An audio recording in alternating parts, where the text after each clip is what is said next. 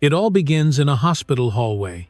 A millionaire in a sharp suit holds his mistress tightly, while just a few steps away, his pregnant wife writhes in labor pains before collapsing to the floor. The cameras capture everything. The whole world watches as power, betrayal, and deceit collide under the cold hospital lights.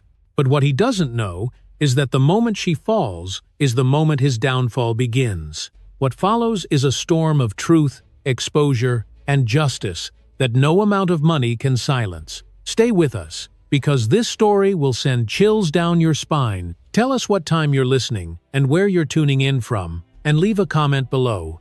We'd love to hear from you. Under the pale light of the maternity wing, everything looked too clean, too calm for what was about to break. The hall of St. Helena Hospital smelled of antiseptic and lavender from a nearby diffuser, an odd mix that tried to hide the sharp scent of fear.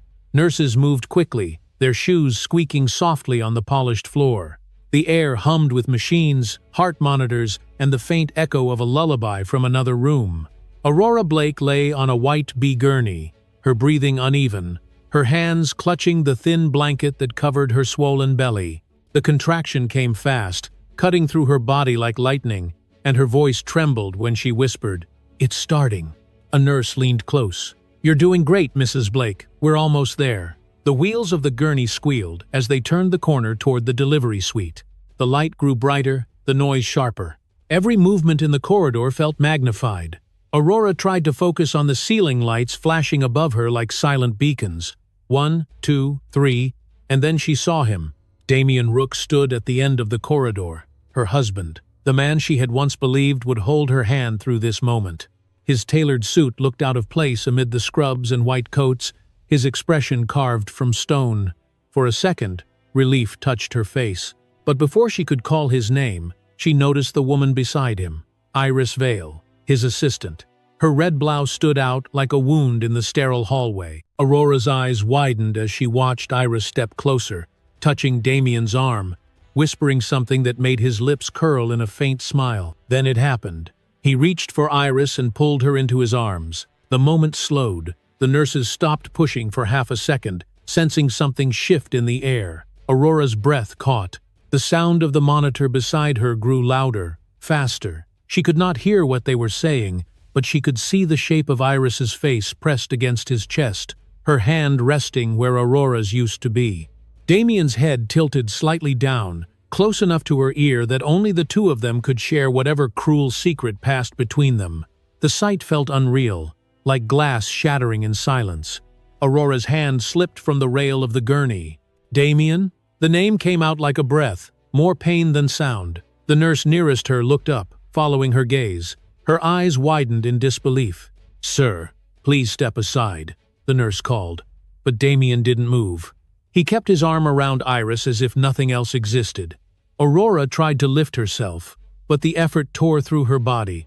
A sharp pain tightened across her stomach. She gasped. The machine beside her shrieked a long warning tone. Her fingers searched blindly for something to hold onto, but the blanket was all she found. The hallway filled with noise. "We need to move her now," another nurse shouted. Two orderlies rushed in, pushing the gurney toward the double doors. Aurora's vision blurred, her mind flashing between the fluorescent lights and the image of her husband holding another woman. She wanted to ask why, wanted to scream, but her throat refused to form words. H contractions stole her breath. Each heartbeat sounded farther away. As the gurney rolled past them, Aurora's eyes met Damien's. For a heartbeat, he looked startled, caught between guilt and denial. Iris stepped back, but his hand lingered on her arm. That small gesture crushed whatever remained inside Aurora. The pain in her abdomen turned white-hot. Her heartbeat raced in her ears. She whispered, "Please, not now," though she wasn't sure if she was begging her body or her heart. The monitor beeped faster, frantic. A nurse pressed her palm against Aurora's shoulder. "Stay with us, Mrs. Blake." But Aurora's world had already started to dim. The colors drained, replaced by the sterile blue of hospital lights. Somewhere, someone shouted for Dr. Quinn. Another voice ordered, "Get the oxygen now." The sounds blended into one long, trembling wave. From the corner of the corridor, a red light blinked above the security camera. Its lens caught everything: the sterile hall, the uniformed staff rushing, the billionaire husband frozen in place, the assistant stepping back, the pregnant woman collapsing on the gurney. The reflection of that red light flickered across the chrome handles of the doors as they swung open. Aurora tried to speak again, but the words dissolved into air. Her body felt weightless, drifting.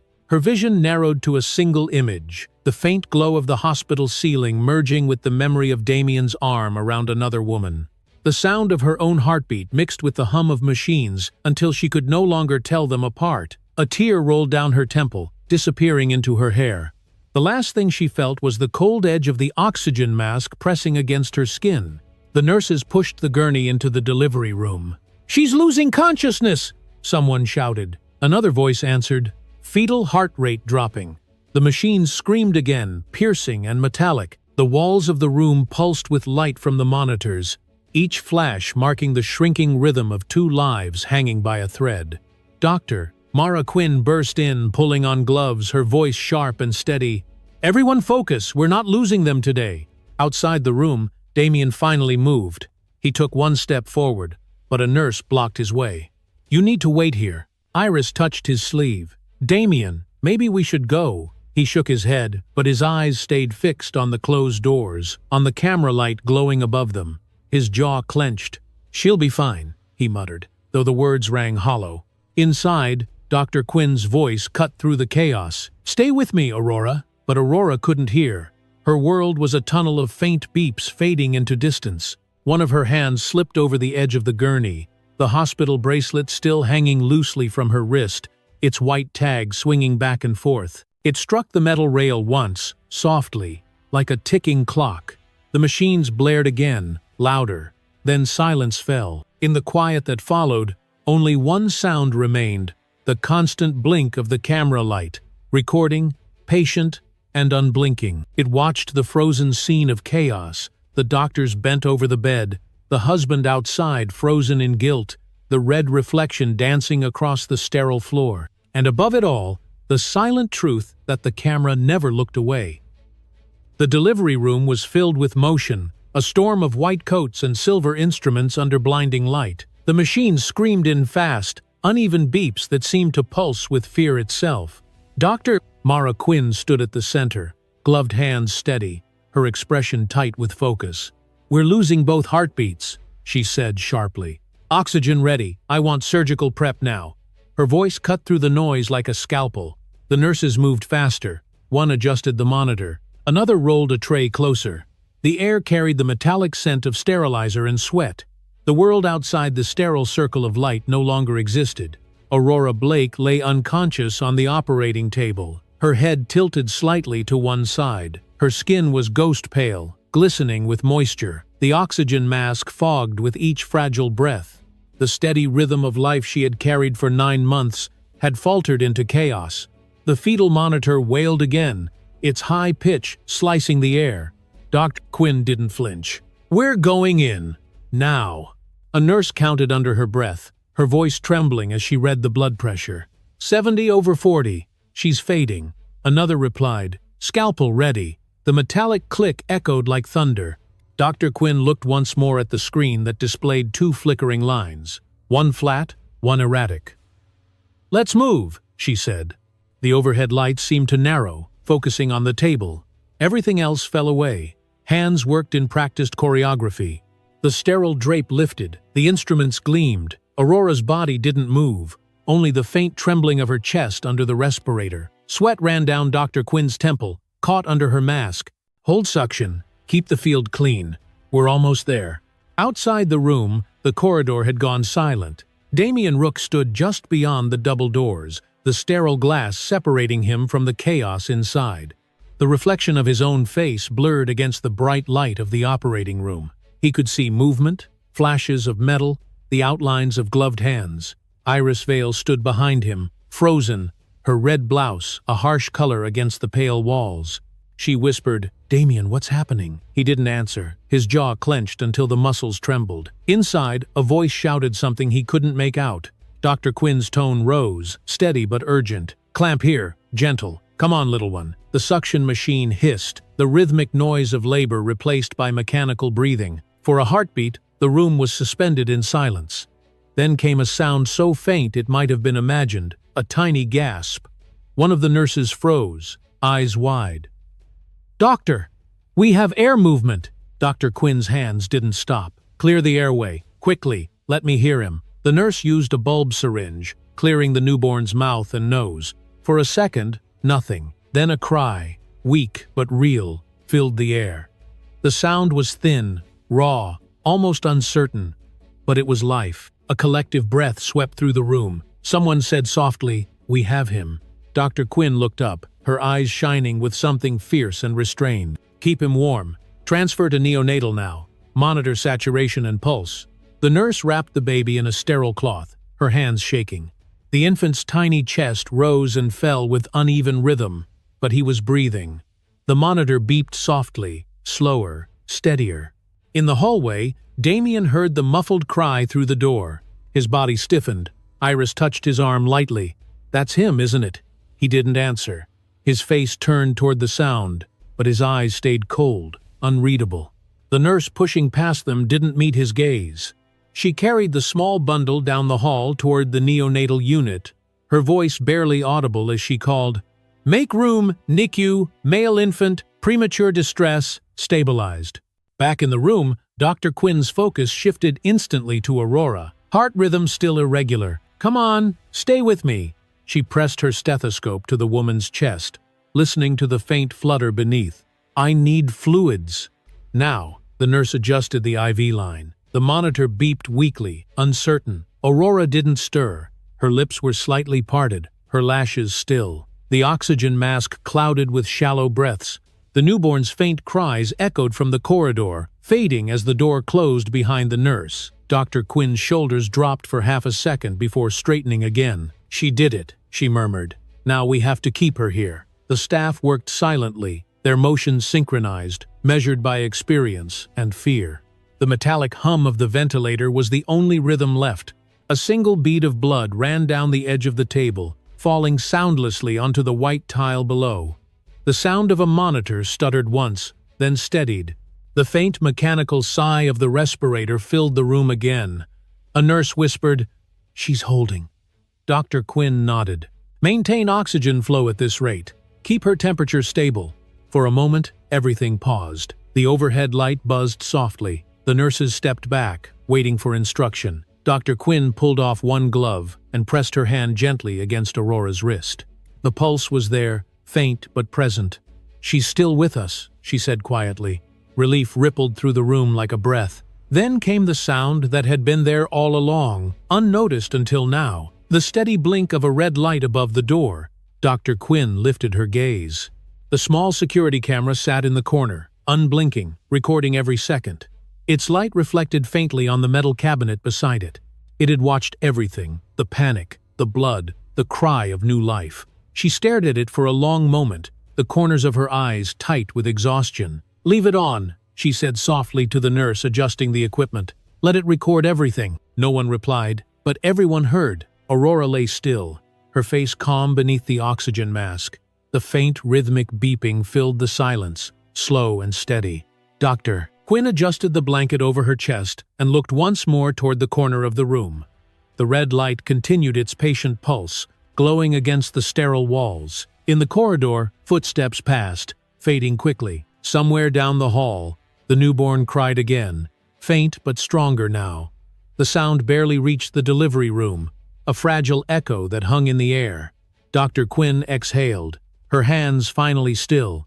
"He's alive," she whispered, more to herself than anyone else. "Now let's make sure she is too." The nurse beside her nodded and checked the monitor again.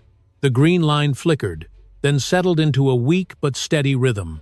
The oxygen machine hummed softly, the same quiet hum that had filled 1,000 other rooms like this. The red camera light blinked once more, steady and indifferent, capturing the moment where two lives balanced between loss and survival. The sound of that faint cry from the hall mixed with the beeping inside the room until they became one fragile song, the anthem of a night that refused to end.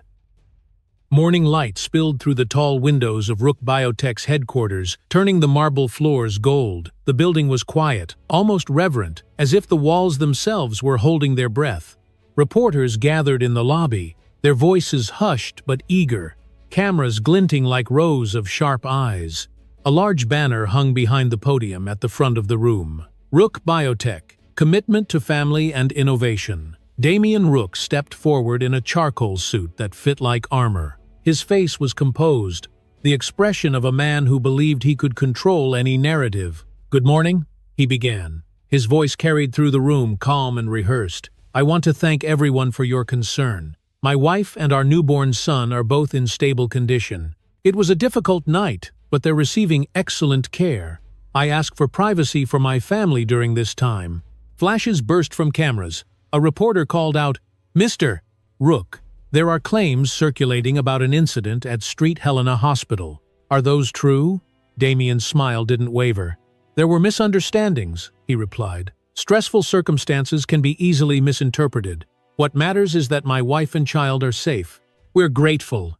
Beside him, Iris Vale stood slightly behind, wearing a black dress and an expression of carefully measured sympathy. She looked down often, pretending discomfort under the lights. When another reporter asked who she was, Damien answered without hesitation, "My assistant. She's been helping manage communications during this difficult period." Iris lowered her gaze, playing her role perfectly.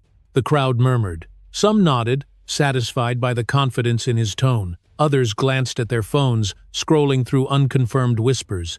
The rumor was already spreading online that something had happened outside the delivery room, something no one wanted to name yet. Damien adjusted his tie, signaling the end of questions. "My family appreciates your respect," he said before stepping away from the podium. Security ushered the crowd out. In the hallway beyond the press room, the smile on his face vanished. He turned to Iris, voice low and sharp.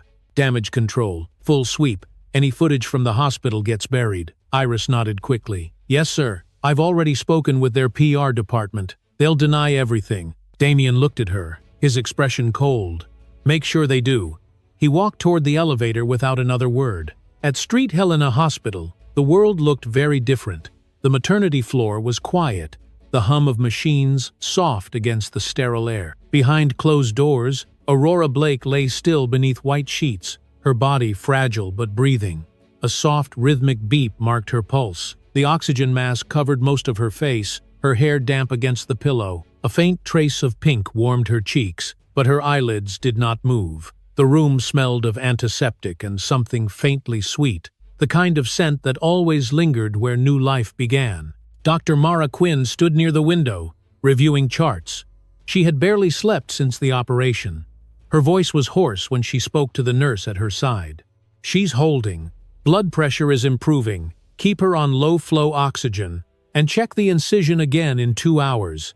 The nurse nodded, making notes. "The baby?" Mara asked quietly. "He's still in neonatal stable," the nurse replied. "Breathing on his own now." Across the hall, in the hospital's small security office, Linda Frost sat in front of a monitor that displayed 4 camera feeds.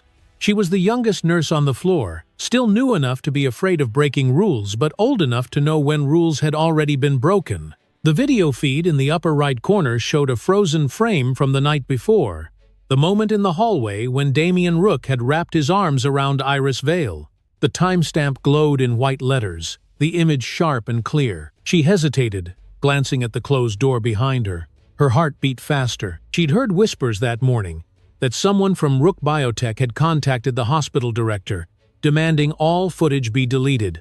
The thought made her stomach twist. She pressed the play button once more, watching the few seconds unfold again. The pregnant woman on the gurney, the man in the suit, the other woman leaning into him. Then the collapse. The soundless image burned itself into her mind. Linda reached into the drawer and pulled out a small silver USB drive. Her hands trembled as she slid it into the console. The progress bar appeared on the screen. Copying, 30%, 50, 90. The soft hum of the machine filled the silence. She turned at the sound of footsteps in the hall and quickly minimized the window.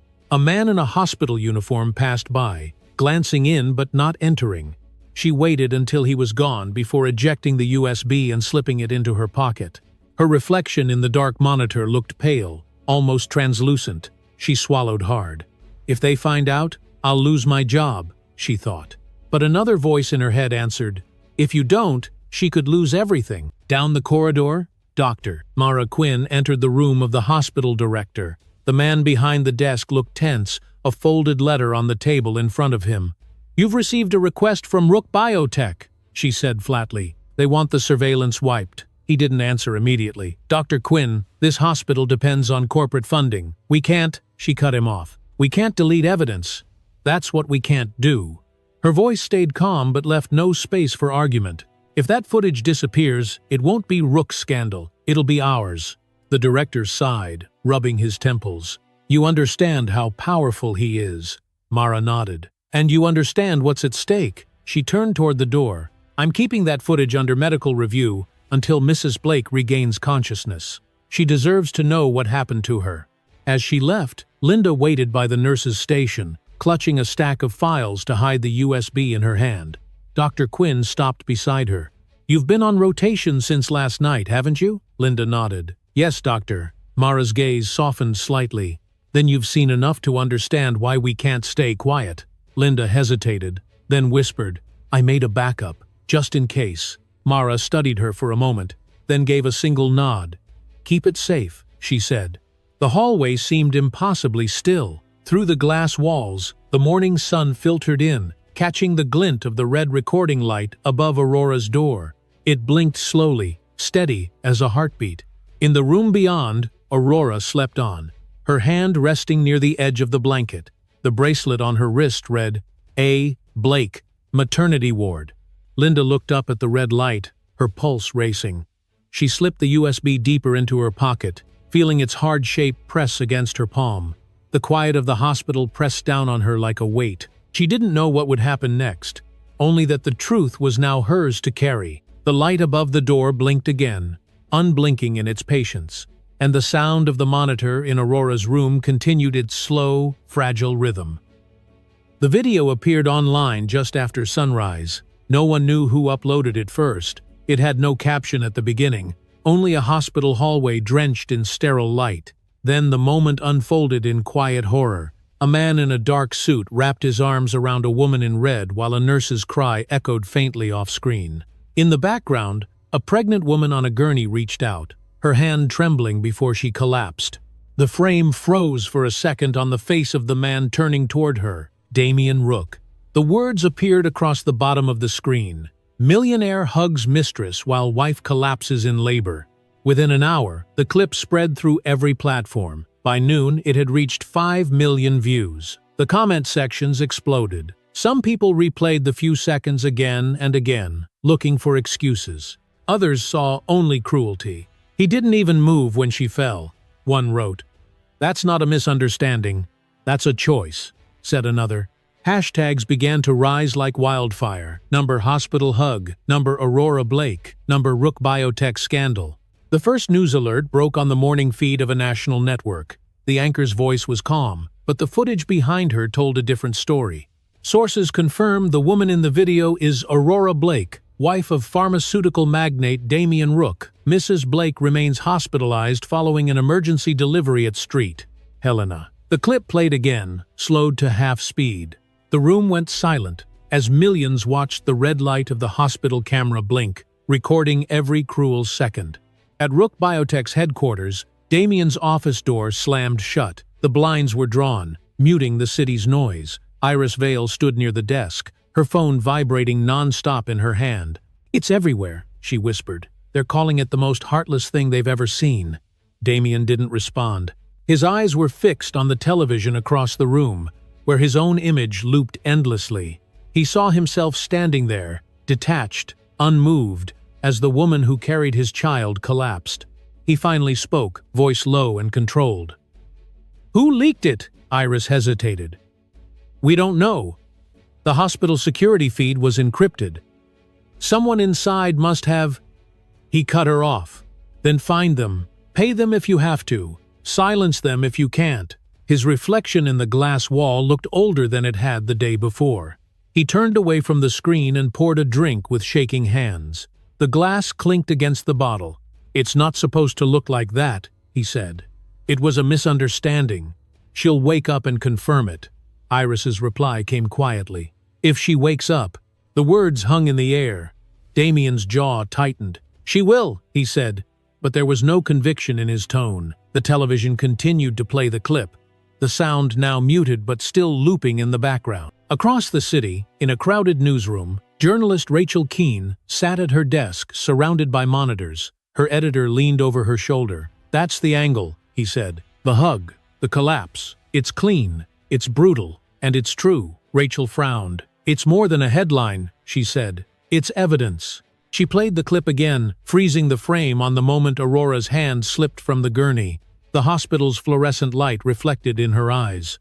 "This isn't just scandal," Rachel murmured. "It's humanity failing on camera." Within minutes, her article went live. One hug, one collapse, and the world finally sees. It described the timeline, the hospital, the silence from Rook Biotech, and the lingering question: what kind of man turns away when his wife falls?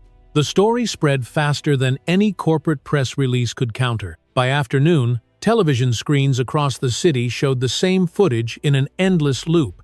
In the hospital cafeteria, nurses paused to watch. Patients whispered in hallways. In a quiet corner of the neonatal ward, a nurse adjusting the monitor over a sleeping newborn glanced at the screen and bit her lip. "He's her husband," she said softly to another nurse. "Imagine seeing that." In Aurora's room, Dr. Mara Quinn stood by the window. The blinds were half closed, sunlight cutting through in pale strips. She heard the muted sound of the television from the hallway. "Turn it off," she said to the orderly standing near the door. He nodded quickly, switching the channel. But the silence that followed was heavier. She looked at the woman lying motionless on the bed. "They finally know," she whispered. On the floor below, the hospital lobby was flooded with reporters and camera crews. Security guards tried to hold them back, but microphones stretched through the glass doors. "Do you have a statement from Dr. Quinn? Has the hospital confirmed the footage? Is Mrs. Blake conscious?" The questions overlapped, rising in volume. The red light of countless camera lenses blinked like warning signals. In a conference room upstairs, the hospital director paced behind a table, his tie loosened, his voice strained. "We need to respond," he said. "Rook Biotech funds half our research. If we confirm the footage, we lose them." Dr. Mara's voice cut through sharply. "If we deny it, we lose our integrity." The room fell silent. She set a folder on the table, the hospital's ethical code printed across the cover. "The truth is already out there. Pretending otherwise won't save anyone." The director rubbed his eyes. "You realize this will destroy him." Mara's tone didn't change. He destroyed himself the moment he forgot she could see. That evening, as the sun dipped behind the skyline, the glass facade of Rook Biotech reflected a wall of flashing cameras. Protesters had gathered outside, holding signs that read, "Respect mothers, justice for Aurora." The sound of chanting echoed against the marble entrance. Damien watched from the window on the top floor. His phone buzzed again. Another alert, another headline. He ignored it, staring down at the crowd. His reflection in the glass merged with theirs, his face ghosted by the city's glow. Inside the hospital, the news broadcast continued in the background as night fell. Rachel Keene's voice narrated over the footage. "A single act of indifference can change everything." What the camera caught was not an accident but a revelation. The image slowed once more, showing Damien's unmoving figure as Aurora collapsed. In his office, Damien hurled the remote across the room. It hit the wall and shattered, leaving a dark crack in the plaster. The television screen flickered once and then steadied, replaying the moment again. He sank into his chair, staring at the frozen image of himself. "Turn it off," he muttered to no one, but the video continued, unstoppable. The final seconds of the clip showed the hallway empty after the chaos. Only the red light above the camera remained, blinking steadily. The quiet pulse of that light filled the screen before the video ended. Across millions of devices, in living rooms, offices, and hospitals, the same red glow lingered for a breath before fading to black. And in that silence, the world had already decided what it had seen. The hallway outside Aurora Blake's room was silent except for the steady hum of the fluorescent lights. Security officers stood on either side of the door, their uniforms crisp, their expressions tense. The chaos of the outside world had reached the hospital that morning, spilling in through every phone screen and whispered conversation.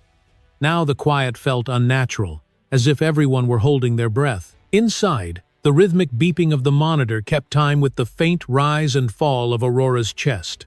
The room was cool, the blinds half drawn, sunlight pooling weakly across the floor. Dr. Mara Quinn reviewed the vitals at the foot of the bed. Her tone was firm but calm when she spoke to the nurse beside her. "She's stable for now. Keep oxygen low and fluids steady.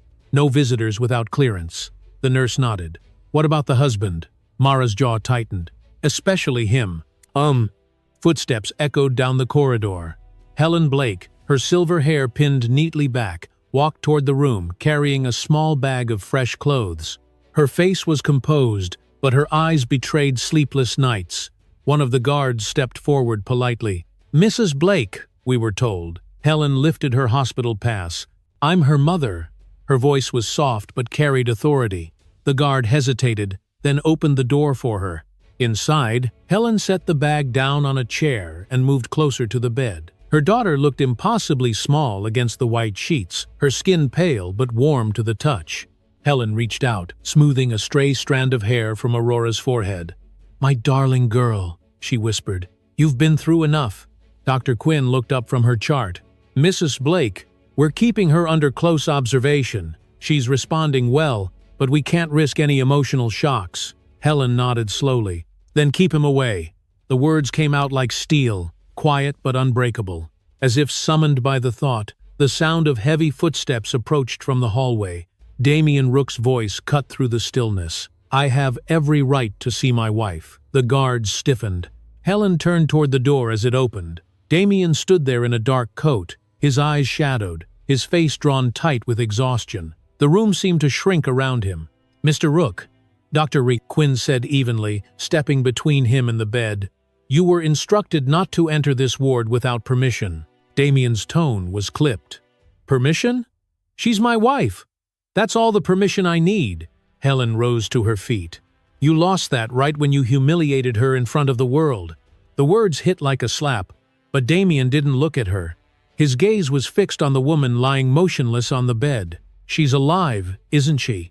His voice trembled slightly, betraying something between guilt and pride. "Then you should thank me for paying for the best care possible." Dr. Quinn's eyes narrowed. "Money doesn't heal betrayal, Mr. Rook, and in this room, my authority is medical, not financial. You can wait outside." He took a step forward, ignoring her. One of the security guards moved instantly to block his path. "Sir, please!" Damien's jaw clenched. "You think I'm the villain here? You people believe everything you see on a screen. That video doesn't tell the whole story." Helen's voice was low but sharp. "The whole story is lying right there." The tension thickened until it filled every corner of the room. Dr. Quinn's tone remained calm but final. "Step back, Mr. Rook. If you continue to interfere, I'll call the police." For a long second, he didn't move. His reflection in the glass window stared back at him, pale and distorted. He looked at Aurora again, her still face, her slow breathing, the faint trace of a tear dried near her temple. His lips parted as if to say something, but nothing came. Then, without a word, he turned away. As the door closed behind him, the room exhaled. Dr. Quinn motioned to the guard, "Make sure he doesn't come back." The man nodded and took position outside. Helen sank back into the chair beside the bed. She picked up her daughter's hand, tracing her fingers gently. The hospital bracelet clinked softly against the metal rail of the bed. "When you wake up," she murmured, "I promise he won't be here." Dr. Quinn adjusted the IV line, her expression thoughtful. "She's stronger than she looks. I've seen women come back from worse when they had something to fight for." Helen's eyes glistened. "She already has something, her son." The nurse re-entered quietly, carrying a folded blanket. As she placed it on the side table, something small fell to the floor, the white plastic wristband from the night of the birth. Helen bent to pick it up. The tag read A. Blake, Maternity Ward. She held it in her palm for a long moment, then set it gently beside the bed. The light from the window caught the smooth surface, making it gleam faintly. Outside, Damien paced the hallway, his phone pressed to his ear. "I just need control of the story. he said harshly. Tell them the hospital is exaggerating. Tell them she's recovering. The sooner this blows over, the sooner I can fix it. His publicist's voice crackled on the line, hesitant. Sir, it's too late. The footage is everywhere. People are calling for your resignation. Damien's fist tightened around the phone. Then they can wait. He stopped near the glass wall and glanced inside. Through the narrow gap in the blinds, he saw Helen sitting beside Aurora, her head bowed, her hands still holding her daughter's. Behind them, the steady red light of the security camera glowed faintly in the corner, reflected in the window. The sight of it made his throat tighten. It was the same light that had watched him that night. Inside, Dr. Quinn noticed him watching. She walked to the window, drew the blinds closed, and turned away. The movement was small but final, shutting him out completely. The hallway lights flickered as Damien walked toward the elevator, his footsteps heavy on the tile. The echo followed him long after he was gone. Back inside, the machines hummed quietly. Helen leaned closer to her daughter and whispered, "You're not alone, my love." Dr. Quinn placed a reassuring hand on the older woman's shoulder. "We'll keep her safe." The faint rhythm of the monitor filled the silence again. The bracelet beside the bed caught the light one last time before the shadow of the closing blinds fell over it. On the other side of the door, the red camera light blinked once, its reflection fading from the glass. For a moment, everything was still. The soft sound of air through the oxygen tube, the steady beeping, the mother's quiet breathing beside her child. Then the guard's voice came softly through the intercom. "Doctor, the husband has left the floor." "Doctor," Quinn nodded without looking up. "Good," she said. She glanced at the patient, at the faint movement of her chest rising and falling. "Let's keep it that way." The words settled into the quiet like a promise. The hum of the machines continued, unbroken, patient. In that stillness, the red light outside blinked again, silent and watchful, as if recording the vow itself. The world woke to the sound of headlines. Every screen, every phone, every morning program carried the same image. A tiny newborn boy in a glass incubator, a white tag on his wrist reading Baby Blake. The caption beneath it read, "He survived when his mother collapsed." The story had shifted. It was no longer about the scandal of a husband's betrayal, but the miracle of a child who refused to die. On television, soft piano music played under the footage. The anchor spoke with practiced sympathy. The nation has rallied behind the infant son of Aurora Blake, the woman seen in the viral hospital video.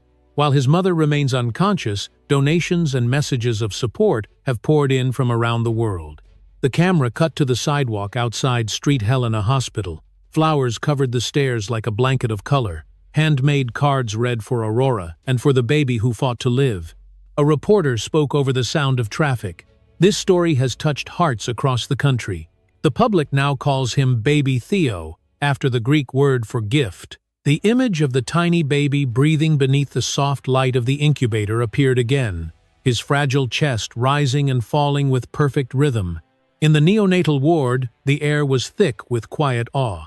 Nurses moved carefully between the rows of machines, their steps light. Linda Frost stood at the edge of the room, watching the smallest patient she had ever cared for. The newborn's skin was pale pink, his hands curled into fists the size of her thumb. "He's strong," whispered another nurse.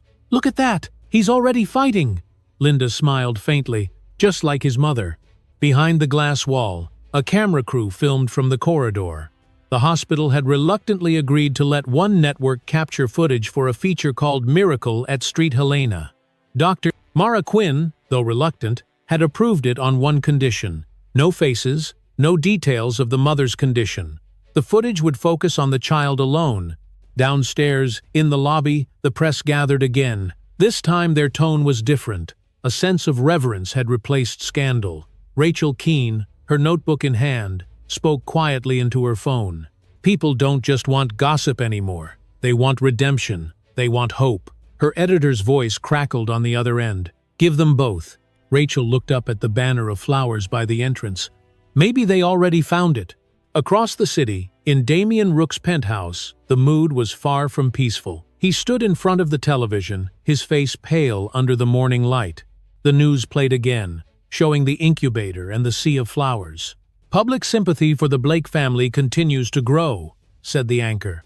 Meanwhile, Sources confirm that Rook Biotech has suspended Damien Rook as CEO, pending internal review. Damien turned off the television with a sharp motion. The screen went black, reflecting his silhouette. Iris Vale stood near the window, scrolling through her phone. "They're turning you into the villain," she said quietly. "They've already renamed him. Baby Theo, the miracle boy. They love him." Damien's voice was flat. "And they hate me." Iris hesitated, then nodded. "They're calling for a boycott. Your investors are panicking. If this continues, the board will—" "Will what?" he snapped. "They'll do what cowards always do. Protect their image." He paced the floor, hands clenched. "It's not enough that she's lying there. They have to crucify me too." Iris lowered her eyes. "It's not about her anymore. It's about the child." He stopped. The words seemed to echo in the still air. "The child," he repeated softly. His jaw tightened. "They think he's a symbol. They think he's pure. But he's just another headline." His reflection in the window looked warped, bent by the city's glare. "Let them worship him," he muttered. "It won't last."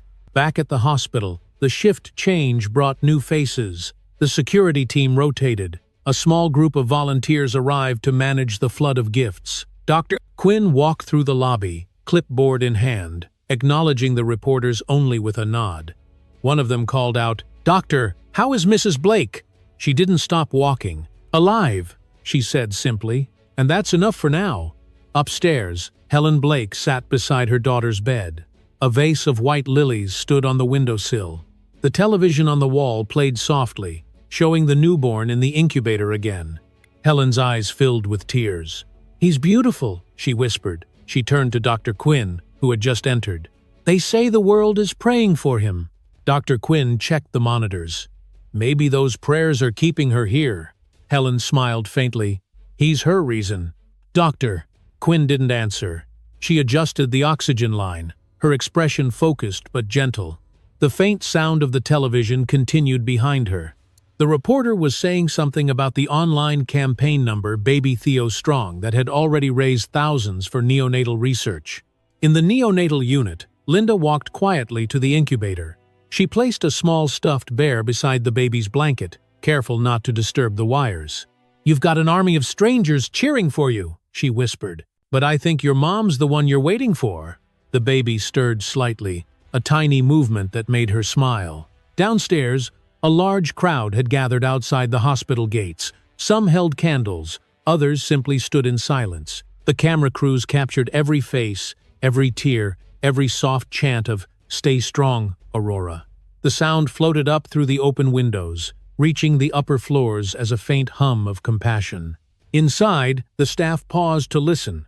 For a moment, even the machines seemed quieter. The faint light from the hallway spilled into Aurora's room, brushing against her pale skin. The monitor beside her bed flickered once. Helen looked up sharply. The green line had jumped slightly, then steadied again. Dr. Quinn leaned closer. "A good sign," she murmured. "Her vitals are responding to external stimuli." Helen gripped her daughter's hand. "Do you hear them, sweetheart? They're waiting for you." The quiet deepened. The only sound was the rhythmic hiss of the ventilator and the soft beep of the heart monitor. The sunlight shifted across the floor, touching the bracelet on Aurora's wrist. The letters of her name glowed faintly under the light. In another room, Rachel Keene typed the closing lines of her article. "Sometimes, redemption arrives in the smallest form. In a single heartbeat, the world remembers what kindness feels like." She paused, listening to the newsroom's buzz. "We're running it front page," her editor called. "Title?" Rachel looked at the image on her screen. The infant's hand curled around a nurse's finger. She typed, "The hug that broke a marriage, the cry that healed a world." By late afternoon, the hospital lobby overflowed with flowers again. The security team cleared a path through the crowd. The walls smelled of lilies and antiseptic. Dr. Quinn stood at the top of the stairs, watching the quiet sea of people. Behind her, Helen remained by Aurora's side, whispering softly. The monitor beeped again, steady and calm. In the neonatal ward, baby Theo stirred once more. His tiny fingers reached toward the light filtering through the glass. The nurses watched in silence. The smallest sound escaped his lips, soft but determined. Outside, as the evening settled, the candlelight flickered across the hospital walls, reflected faintly on the glass of the maternity wing. Inside, the red recording light above Aurora's door blinked slowly, the same unbroken pulse that had seen everything. The air held its breath, waiting. Morning light poured gently through the blinds, soft and golden, spilling across the white sheets of the recovery room. The hum of machines was steady, their rhythm calm for the first time in days. The scent of antiseptic mixed faintly with the sweetness of lilies that filled the corner vase. Dr. Mara Quinn stood by the window, her coffee untouched, eyes on the monitors that blinked in quiet precision. Every line, every number, was a silent prayer. Aurora Blake had not moved since the night she collapsed, but something in the air felt different. Her color was warmer, her breathing evened out, steady and strong. Mara stepped closer, resting her hand lightly on the railing of the bed. "Your vitals are stable, Aurora," she whispered. "If you can hear me, your body is fighting its way back." In the hallway, Helen Blake walked quietly with a small bundle of folded baby clothes in her arms. The sound of her shoes against the floor was soft, almost reverent. She paused before entering, glancing through the narrow window. The sight of her daughter, still motionless, made her heart ache. But then she noticed something new. The pale light seemed to touch Aurora's face differently that morning. It wasn't just brightness, it was warmth. Helen entered and placed the small bundle on the chair beside the bed. "Good morning, sweetheart," she said softly. "Your son is doing so well.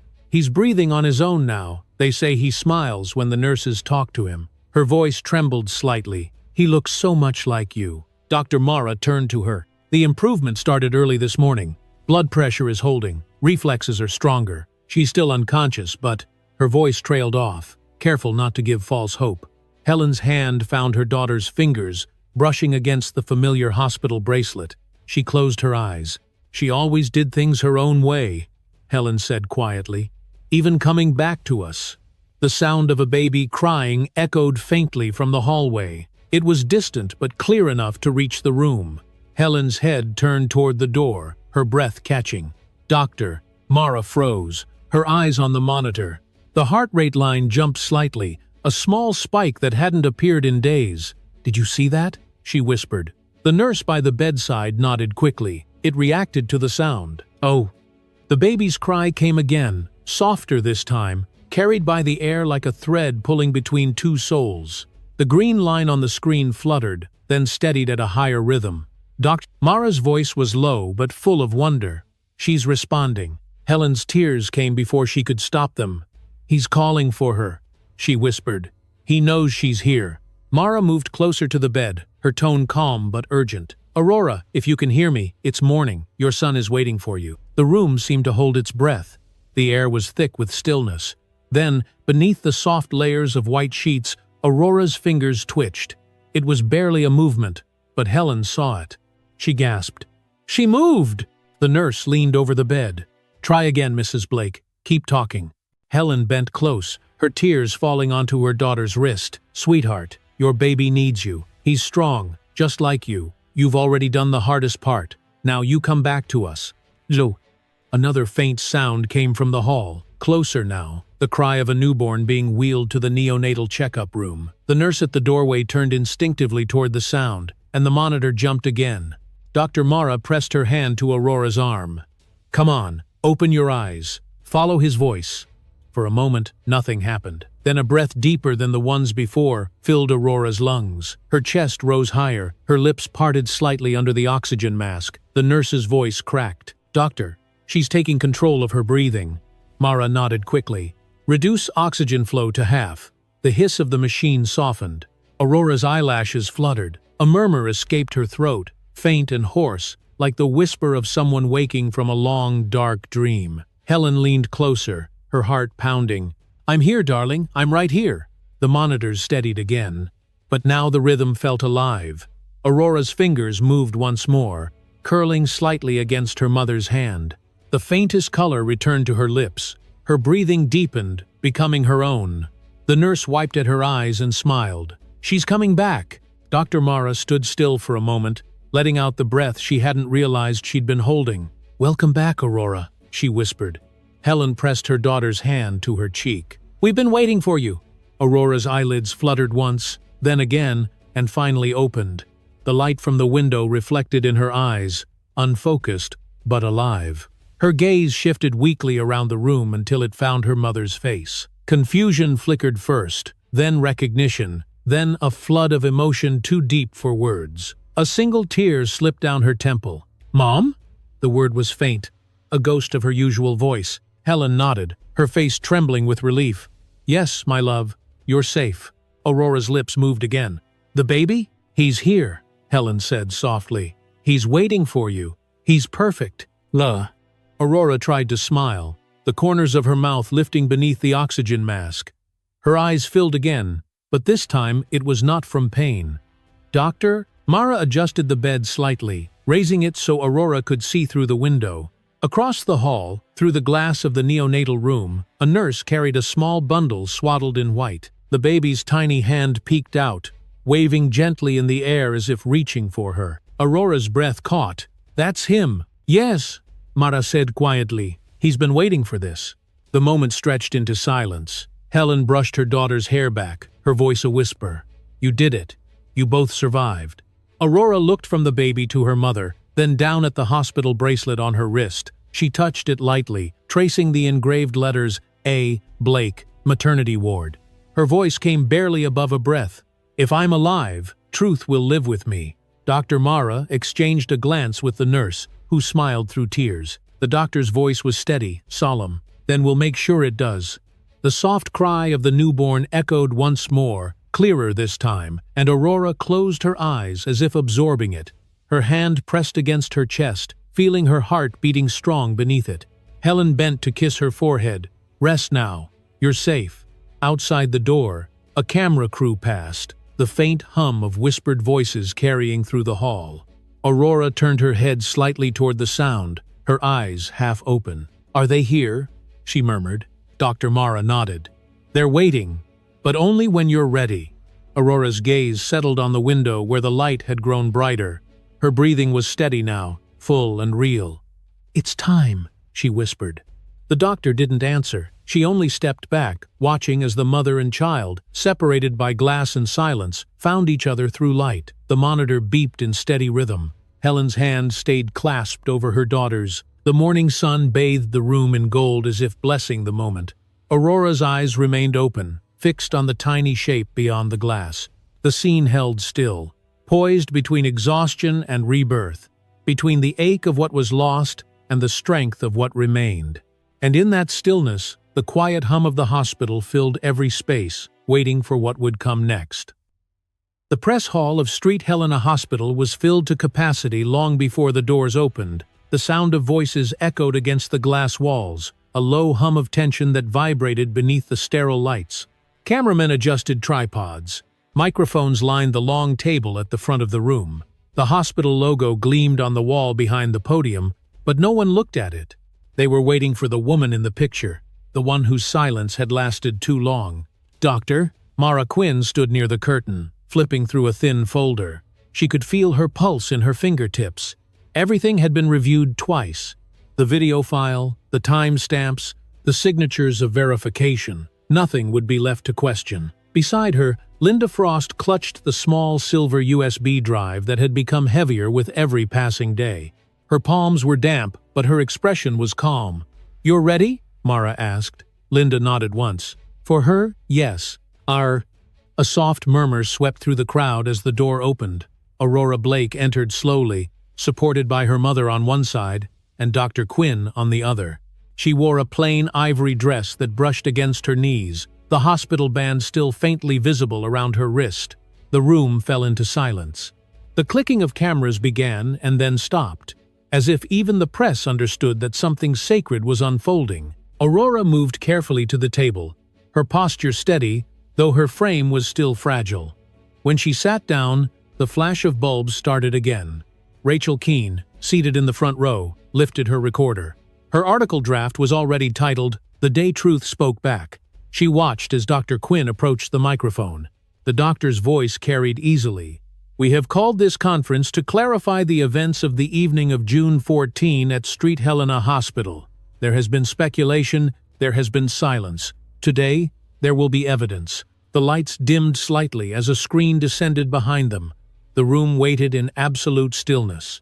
Mara gave a small nod to Linda, who connected the USB drive to the projector.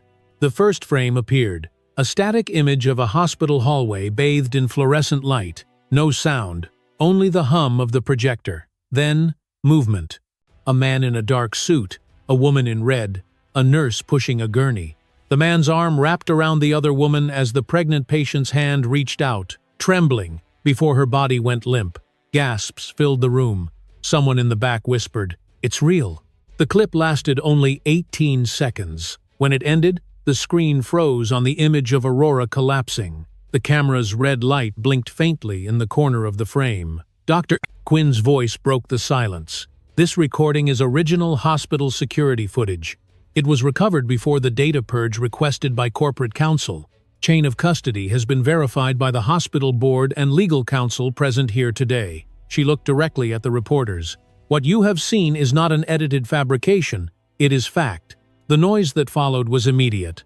Reporters shouted over one another. Flashes exploded. "Doctor, are you accusing Damien Rook of misconduct? Was this video suppressed intentionally? Has the hospital received threats?" "Doctor?" Quinn raised a hand. "All questions will be answered after Mrs. Blake has spoken." Aurora looked up then. Her eyes were steady, her voice soft but unshaken when she leaned toward the microphone. "Thank you for coming." The crowd quieted instantly. "I have been told that I should stay silent, that it's better for the family, better for the child. But silence only protects the ones who cause the pain, never the ones who live with it. Len." She paused, her fingers tightening slightly around the edge of the table. "I don't need sympathy. I'm not here to relive what happened. I'm here to remind people what truth looks like when no one can hide from it." Her gaze moved across the room, meeting every camera lens. That camera didn't lie. It saw everything that night. The betrayal, the fall, the indifference. And still, the world called it rumor. I was unconscious when that video was recorded, but when I woke up, I realized the world saw what I couldn't, and for once, the world didn't look away. Helen Blake placed a steadying hand on her daughter's shoulder. Aurora continued, her tone gaining quiet strength. "This isn't revenge. It's protection. For every woman who has been told to endure humiliation in silence. For every patient who trusts the wrong face beside her hospital bed." The flashes slowed. The crowd listened. Some reporters lowered their cameras. The silence was heavier now, almost reverent. Rachel Keene felt the back of her throat tighten as she typed the words in her notes. "I don't want revenge. I want truth to protect the next woman like me." Aurora took a slow breath. "I forgave him already. Forgiveness isn't about freeing him. It's about freeing myself." The weight in her voice seemed to fill the room. "My son was born in chaos, but he breathed anyway. That's what truth does. It breathes even when everything tries to suffocate it." Dr. Quinn stepped forward and placed the hospital's verification letter beside the microphone. "This documentation confirms the integrity of the footage and of all medical records from that night." Her words were measured, final. "The hospital stands by this testimony." The flashes started again, but now the tone was different. Not the frantic chase for scandal, but the capturing of history. Reporters leaned forward, pens scratching in haste. The hum of voices grew as questions poured out. "Doctor, has Mr. Rook been notified? Mrs. Blake, do you plan to file charges? Is your son aware of the public support he's received?" The moderator tried to regain order, but the room had erupted into noise. Aurora remained still, her hand resting over the thin silver bracelet she wore. She glanced toward the side of the stage where Linda stood, still clutching the now empty USB drive. Their eyes met. Aurora gave a faint nod of gratitude. Linda's expression trembled into a small, proud smile. Rachel Keene rose slightly from her seat, calling out over the noise. "Mrs. Blake, one last question. What do you want the world to take from this moment?" Aurora turned toward her, her face illuminated by the light of dozens of cameras. Her answer came quietly but carried through the room. "That dignity is not a privilege, it's a right." The words landed with the weight of truth. Even the clicking stopped for a heartbeat. Somewhere in the crowd, a flash went off, capturing the image of Aurora with her head lifted, eyes clear, her mother's hand still resting on her shoulder. Behind her, The frozen image on the screen remained. The moment of collapse turned into proof of survival. In the back of the room, near the last row of chairs, Damien Rook sat half-hidden beneath the brim of a dark cap. No one noticed him at first. His hands were clenched on his knees, the knuckles pale. The footage had been undeniable. The voice, the calm conviction, all of it stripped him bare before the world. The light from the screen flickered across his face, harsh and cold. He lowered his head, unable to look at her, as the room erupted again in noise and flash. Outside, through the tall glass windows, the afternoon light poured in, warm and relentless. The world had finally seen the hug. The world had seen the truth. And for a long moment, before the questions resumed and the cameras began their endless recording, no one in that room dared to breathe. The courtroom was silent except for the faint hum of the air vents and the soft shuffle of papers. Morning light streamed through tall windows, striking the polished wood in pale gold. The seal of the state hung behind the bench, unmoving, solemn. Rows of journalists filled the back seats, their pens poised, their cameras lowered out of respect for the rule forbidding flashes during proceedings. The case that had consumed headlines for months had finally reached its reckoning. Judge Elias Monroe entered, robes flowing, expression grave but calm. The bailiff's voice carried across the room. All rise. Everyone stood. Damien Rook lifted his head, jaw set, eyes sunken from sleepless nights. His suit was immaculate, but his face betrayed the exhaustion of a man who had already lost too much. Across the aisle sat Aurora Blake, composed, pale, her mother beside her. In her lap rested a folded handkerchief.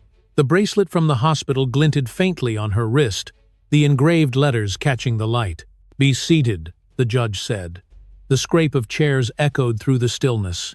At the prosecution table, Attorney Nolan Hart stood and adjusted his tie. His voice was clear and steady when he began. "Your Honor, members of the court, today we present a simple truth. Power does not exempt one from accountability. Neglect is not erased by wealth, and cruelty cannot be disguised as misunderstanding." He walked slowly toward the jury box, his words deliberate. "The evidence will show that Damien Rook abandoned his wife in a moment of life-threatening distress, engaged in behavior that directly contributed to her physical and emotional harm, and attempted to conceal this through influence and deceit." The jurors watched him intently. Some took notes, others simply listened. The courtroom screens lit up as the clerk displayed the familiar footage once more. The 18-second clip played without sound, projected in haunting silence. The same sterile hallway, the same cruel embrace, the same collapse. When it ended, the screen froze on the red light of the camera blinking in the corner. Nolan's voice lowered. That light was the only witness that could not be bribed, silenced, or shamed. It recorded not only an act, but a choice. He turned toward Damien. "Mr." Rook chose to turn away. Damien's lawyer, a tall man named Eric Hale, rose quickly. "Objection. The counsel is testifying." Judge Monroe nodded once. "Sustained. Mr. Hart, confine yourself to the evidence." Nolan inclined his head. "Of course, Your Honor." He stepped back toward the table and lifted a document. "We will submit into record the verified medical report from Street Helena Hospital, detailing Mrs. Blake's condition upon arrival, acute stress-induced collapse, loss of consciousness, emergency cesarean delivery. We will also include the testimony of Dr. Mara Quinn confirming that immediate medical intervention was required to save both mother and child." He placed the folder on the table with care, the sound echoing like a heartbeat.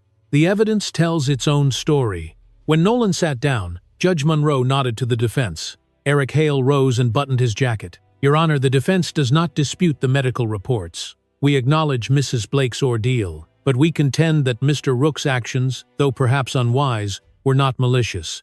He was unaware of her proximity in the hallway at the time of the incident and has since expressed remorse. The law should not condemn a man for an error of perception." He gestured toward Damien, whose expression remained unreadable. "My client has already suffered the loss of his career, his reputation, and the respect of his peers. He stands before you not as a monster but as a human being who made a tragic mistake."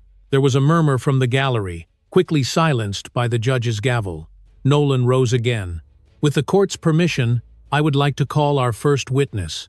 Judge Monroe nodded. Proceed. The prosecution calls Dr. Mara Quinn. No. She walked to the stand with quiet composure, her white coat replaced by a dark blazer.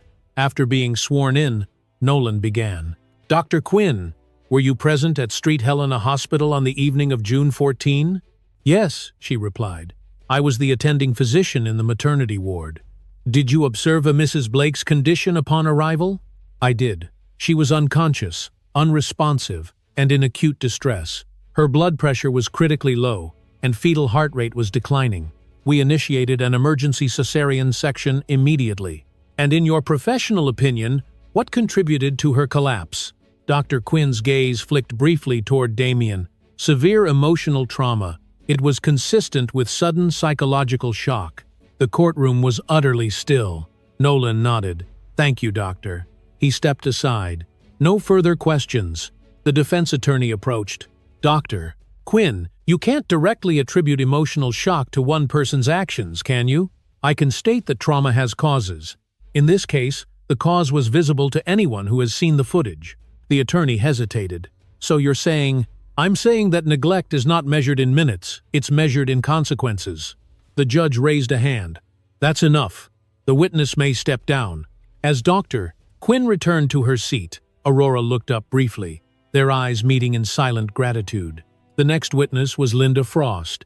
Her hands trembled as she took the oath, but her voice was steady when she spoke. I worked the security desk that night. I was the one who saved the footage before it was deleted. Did anyone instruct you to remove it? Nolan asked. Yes, a representative from Rook Biotech called the director that morning. They wanted all recordings erased. A ripple of shock moved through the room. The judge's eyes narrowed. Proceed carefully, counsel. Nolan nodded. Did you comply with that request? No. I copied the footage onto a secure drive and gave it to Dr. Quinn. I believed Mrs. Blake had the right to know what happened to her. Why? Linda's eyes filled, but her voice didn't break. Because truth should never need permission to exist. A hush followed her words. Even the reporters stopped writing for a moment. When the testimonies ended, Judge Monroe leaned forward. Both sides have been heard. The evidence is clear. We will now render judgment. He turned his gaze toward Damien, who sat rigid, hands clasped together. Mr. Rook, this court finds you guilty of emotional cruelty and willful neglect, resulting in psychological and physical harm. The sentence includes forfeiture of custodial rights and financial restitution to Mrs. Blake. You are further removed from all corporate leadership positions effective immediately. A collective breath filled the room. Damien's face drained of color. He looked down at his trembling hands. The gavel struck once. Court adjourned. Reporters erupted as the bailiff called for order. Cameras flashed, ignored by the judge who rose and exited without a word. Damien stood slowly, unsteady, while security approached to escort him. Through the noise, Aurora remained seated, still and calm, her hand over her bracelet. The gold light from the window framed her face. As he was led past her table, Damien hesitated, his eyes flicking toward her for a brief second. She did not look at him. Her gaze stayed fixed on the empty chair where Dr. Quinn had testified moments earlier. The noise of voices swelled around them. Outside, the courthouse steps were crowded with reporters shouting questions. Do you feel justice was served? Will you appeal the verdict? Mrs. Blake, how do you feel right now? Aurora stepped into the sunlight, her mother beside her. She didn't speak. She simply lifted her face toward the light, eyes closed for a moment, as if listening to something only she could hear. The cameras captured it, the image of a woman who had once fallen in silence, now standing in peace. The crowd's noise blurred into a single sound, the echo of applause mixed with the wind, and above it all, the courthouse bell struck once, its clear tone carrying across the city, marking the end of a story that had finally found its voice. The morning was quiet. The city, still recovering from the echo of the trial, seemed gentler than before. The clouds parted slowly, letting sunlight spill over the rooftops like a slow promise. The Street Helena district, once haunted by flashing lights and reporters' shouts, now breathed in silence. The courthouse bell no longer tolled with urgency. It simply marked time, calm and steady. At the edge of the hill stood the Blake residence, its gates opened for the first time in months. Inside, the air carried the faint scent of lilacs and warm bread. The world outside might have seen a scandal, but here, there was only peace. Aurora Blake stood by the tall window overlooking the garden, her hand resting on the crib beside her. Baby Theo slept soundly, his small chest rising and falling beneath a soft blue blanket. Sunlight touched his tiny fingers. They curled instinctively around the edge of the fabric, the way they once did around his mother's finger in the hospital. Helen entered quietly, carrying a tray of tea. "He's been sleeping longer," she whispered. Aurora smiled faintly. "He's learning that the world is safe again." The two women sat in the soft light. The house had changed. The heavy portraits of corporate galas and formal smiles were gone, replaced by photographs of the garden, of laughter, of life. In the center of the mantel stood a single frame, the first picture taken after Aurora's recovery. She held Theo in her arms, his eyes wide open, both of them bathed in morning light. Helen poured the tea, her hands steady now. "I spoke with Dr. Quinn," she said. "The hospital is naming a new scholarship after you, for mothers who survive trauma during childbirth." Aurora looked down at her cup. "It shouldn't have to exist, but I'm grateful it does." She smiled gently. Mara always believed pain should build something better. Outside, the garden shimmered with dew. Reporters still called occasionally, though most stories had already moved on to new tragedies. The world was always hungry for noise, but Aurora had chosen quiet. Her days began with Theo's laughter and ended with his breathing beside her. She had learned that peace was not silence, it was the absence of fear. A knock sounded at the door. Helen stood, glancing toward the hallway. "I'll see who it is." She disappeared for a moment, and when she returned, a familiar voice followed. Rachel Keene stepped into the living room, her notebook closed in her hand. "I hope I'm not intruding." Aurora smiled and gestured for her to sit. "You're not. You told the story when no one else would." Rachel sat across from her, her tone softer than the brisk confidence she usually carried. "People still write to me about you, about the conference, about that last sentence you said." Aurora tilted her head. "That dignity is not a privilege?" Rachel nodded. "It's become a headline people quote without even remembering where it came from. It's strange, isn't it? The world remembers words better than wounds." Aurora looked out the window. Maybe that's how healing starts, when words matter more than pain. Rachel hesitated before speaking again. Rook Biotech filed for bankruptcy last week. The board disbanded. Damien's assets are frozen. No one's seen him since the verdict. Aurora's gaze didn't change. "He'll find his own silence. End of free." Rachel studied her face for a moment. "You're not angry?" Aurora shook her head slowly. "Anger is heavy. I carried enough weight already." The reporter closed her notebook, understanding that there would be no more story to write. This wasn't news anymore. It was life. "Thank you," she said quietly. After Rachel left, the house grew still again. Helen took the teacups to the kitchen. Aurora remained by the window, her hand resting gently on Theo's crib. The baby stirred and opened his eyes, gazing up at her with soft curiosity. "Good morning, my little miracle," she whispered. "You don't know how hard the world fought for you." She lifted him into her arms. His warmth against her chest filled the space where fear used to live. She walked slowly through the hallway, past the open doors and framed photographs. At the end of the corridor was the nursery she had prepared before everything fell apart. The walls were painted pale blue. The mobile above the crib spun lazily in the morning air, playing a quiet melody. She stood there for a long time, listening to the sound. From the window, she could see the city stretching out below, alive and unbroken. The courthouse dome shimmered faintly in the distance. For the first time, the sight didn't make her heart tighten. It made her breathe easier. Justice had not restored what was lost, but it had given her something new. The certainty that truth, once spoken, could not be buried again. She set Theo down gently in his crib, brushing a curl of hair from his forehead. He cooed softly, his tiny mouth curving into what almost looked like a smile.